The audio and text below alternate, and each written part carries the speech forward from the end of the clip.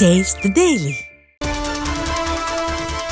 கள்ளக்குறிச்சி மாவட்டம் உளுந்தூர்பேட்டை பத்திரப்பதிவு அலுவலகத்தில் இரு தரப்பினரிடையே ஏற்பட்ட தகராறில் ஒரு தரப்பை சேர்ந்த பெண் தரையில் படுத்து அழுததால் பரபரப்பு ஏற்பட்டது. களவனூர் கிராமத்தை சேர்ந்த தமிழ்செல்வி என்பவர் 2 ஏக்கர் நிலத்தை தனது மகன் மயில்முருகன் பெயரில் பத்திரப்பதிவு செய்வதற்காக வந்திருந்தார். அப்போது அங்கு வந்த தமிழ்செல்வியின் தம்பி மகன்களான பாண்டியன், பாபு ஆகிய இருவரும் அந்த இடம் தங்களுக்கு சொந்தமானது என கூறி அதிகாரிகளிடம் வாக்குவாதத்தில் ஈடுபட்டனர். இதனால் இரு தரப்பினரிடையே மோதல் ஏற்பட்டு ஒருவரை ஒருவர் தாக்கிக் கொண்டதுடன் பத்திரப்பதிவு அலுவலக கண்ணாடியும் உடைக்கப்பட்டது.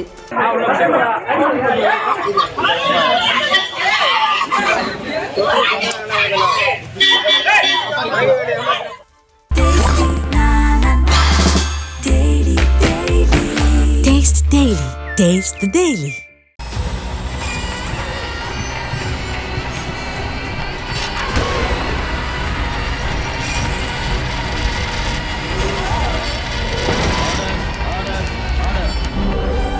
நிகழ்தகவு குற்றங்களின் மறுபரிமாணம்.